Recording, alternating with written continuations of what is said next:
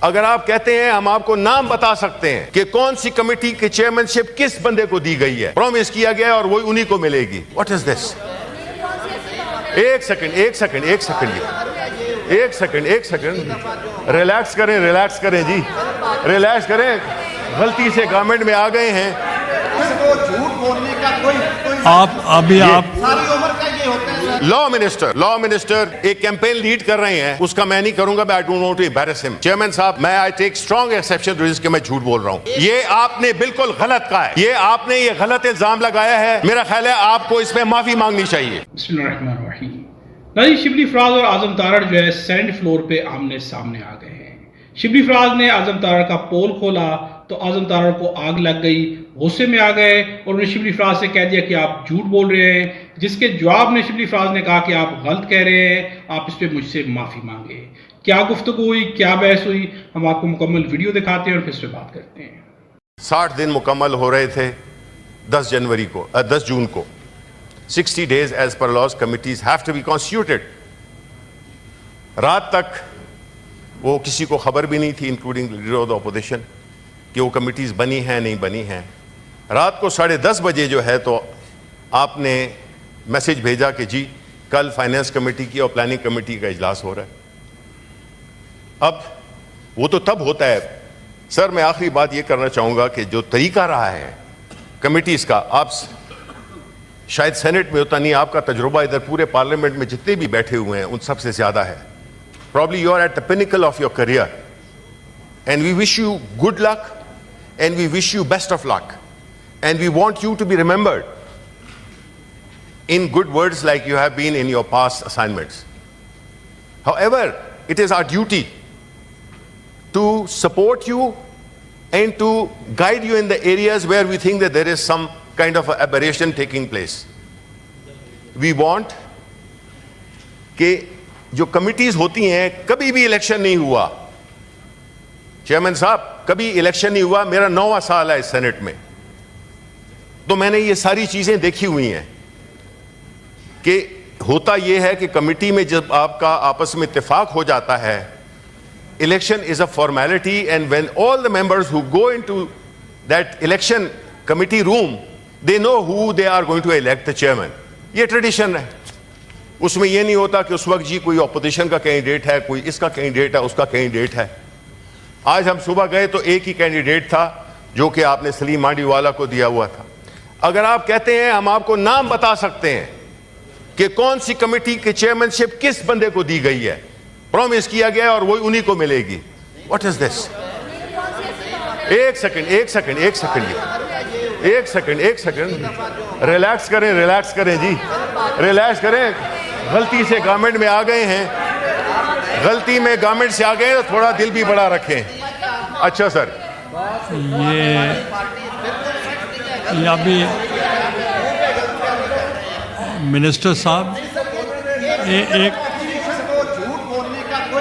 आप अभी आप सारी उम्र का ये होता है।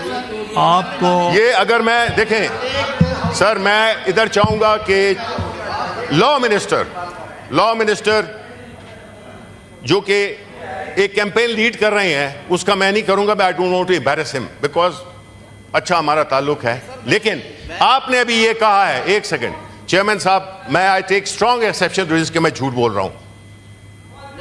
ये आपने बिल्कुल गलत कहा है, ये आपने ये गलत इल्जाम लगाया है। मेरा ख्याल है आपको इसमें माफी मांगनी चाहिए।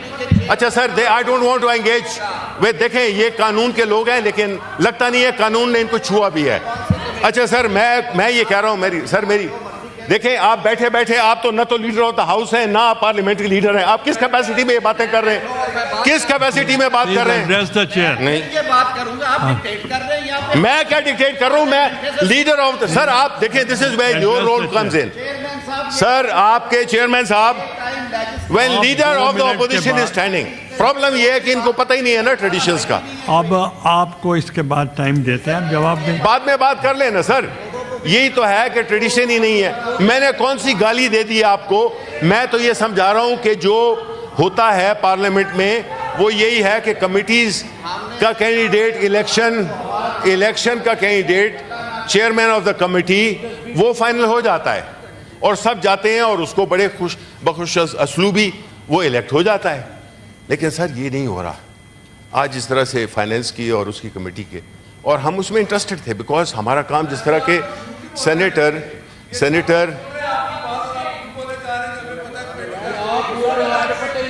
सर प्लीज अब सर ये जो छोड़ो अच्छा sir, they don't want to hear truth. अच्छा अब इसके अच्छा। बाद आप जवाब देंगे चेयरमैन साहब। जब आप वाइंड अप करेंगे। नहीं तो मैं वाइंड अप करता हूँ जी, मैं ये वाइंड करता हूँ। मैं ये कहना चाहता हूँ कि सर देखें इस हाउस को एक खास स्पिरिट के साथ लेके चले।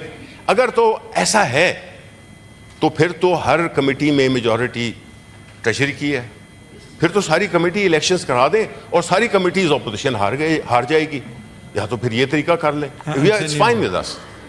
तो प्लीज इसमें जो है ट्रेडिशंस को और जो भी इस हाउस का एक स्पिरिट है, एक माहौल है, उसको प्लीज आप रोक सकते हैं।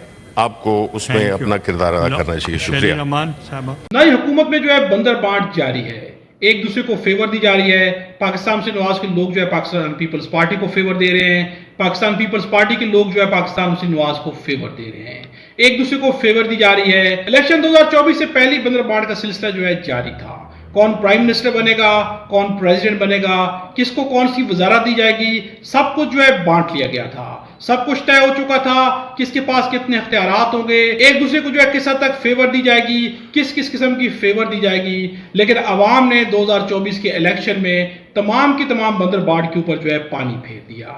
इलेक्शन 2024 में अवाम ने बाहर निकल के अपना फैसला सुनाया और वो फैसला जो है पाकिस्तान तहरीक इंसाफ के हक में सुनाया, जिसके बाद जो है सारी की सारी बंदर बांट जो है उसके ऊपर जो है पानी फिर गया।